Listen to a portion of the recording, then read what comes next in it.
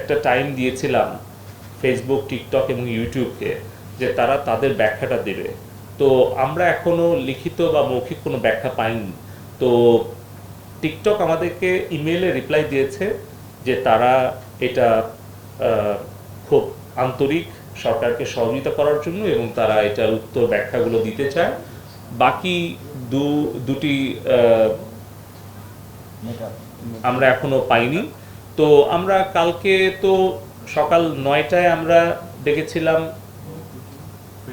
Facebook, না সকাল 9টায় ডেকেছিলাম TikTok, 10টায় মনে হয় ফেসবুক, 11টা।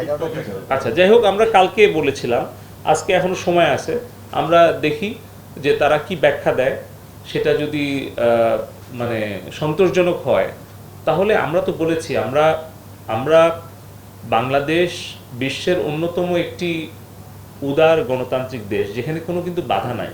আপনি বিশ্বের যদি সবচেয়ে বেশি সময় ধরে ইন্টারনেট বন্ধ রাখা কিংবা বিভিন্ন অ্যাপ্লিকেশন ব্লক করে রাখা, সেই তালিকায় মানে ওটা কি বলে, যে একটা ওয়েবসাইট আছে স্ট্যাটিস্টাতে আপনি যে সার্চ করেন তাহলে দেখবেন টপ 10 কান্ট্রির মধ্যে বাংলাদেশ নাই। আমাদের কিন্তু সেই অবস্থানে আমরা আছি।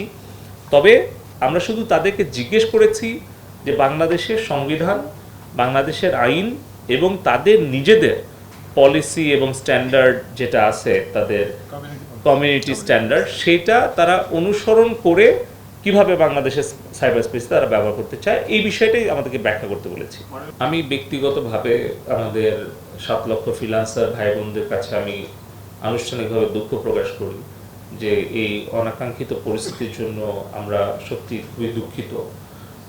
তবে এই ক্ষতিটা কাটিয়ে ওঠানোর জন্য সরকার চেষ্টা করবে যাতে ইন্টারনেট সুন্দরভাবে ভালোভাবে চলমান থাকে এবং পাশাপাশি আমাদের ফ্রিল্যান্সার ভাই বোনরা তারা তাদের যে সার্ভিস এক্সপোর্ট এটার উপরে যাতে ইনসেন্টিভটা পায়। আমি বাণিজ্য মন্ত্রণালয়ের সাথে কথা বলবো যে হয়তো সরাসরি আমরা তাদেরকে কোনো ফাইন্যান্সিয়াল সাপোর্ট না দিতে পারলেও আমাদের ফ্রিল্যান্সার ভাই বোনেরা যারা সার্ভিস এক্সপোর্ট করে সেটার উপরে যাতে একটা পার্সেন্টেজ, অর্থাৎ 2, 3 বা 4% যাতে ক্যাশ ইনসেন্টিভ পায়, এইটা আমার মনে হয় দিতে পারলে তাহলে তারা অনেকটা লাভবান হবে আর্থিকভাবে। এর পাশাপাশি মাননীয় প্রধানমন্ত্রী জননেত্রী শেখ হাসিনা ফ্রিল্যান্সারদেরকে যে অন্যান্য সাপোর্ট, অর্থাৎ প্রশিক্ষণ কিংবা তাদের যে আইডেন্টিটি সার্ভিস, এগুলো আমরা চেষ্টা করব। আর পাশাপাশি আমরা বলতে চাই যে এখানে কিন্তু এই পরিস্থিতির কারণে আমরা সবাই ক্ষতিগ্রস্ত হয়েছি। পোশাক শিল্প বলুন, আমাদের ই কমার্স বলুন, ফ্রিল্যান্সার বলুন, সবাই। তো এই ক্ষতিটা আসলে যারা করলো তাদের ব্যাপারেও কিন্তু আমাদের জনমতটা গঠন করা দরকার। এই যে জনগণের সম্পদ ধ্বংস করলো, একটা পরিস্থিতি সৃষ্টি হলো, ধরেন ফাইবার অপটিক্যাল কেবল পুরালো, কিন্তু ফাইবার অপটিক্যাল কেবল যার পুরলো, এটা দেশের সম্পদ নষ্ট হলো, জনগণই ক্ষতিগ্রস্ত হলো। ধরেন আমাদের ডেটা সেন্টারে হামলা করলো, সার্ভার পুড়িয়ে দিল, কিংবা গাড়ি পুড়িয়ে দিল, অথবা আমাদের মেট্রো রেল পুড়িয়ে দিল, এর ফলে কি হলো? জনগণের সম্পদটাই তো নষ্ট হলো।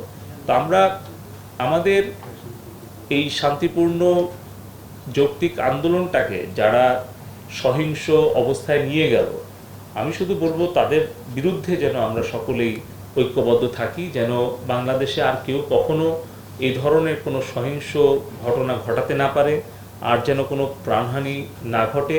এর জন্য কোনো উস্কানি বা কোনো মিথ্যা গুজবে আমরা কেউ যেন বিভ্রান্ত না হই। ধন্যবাদ।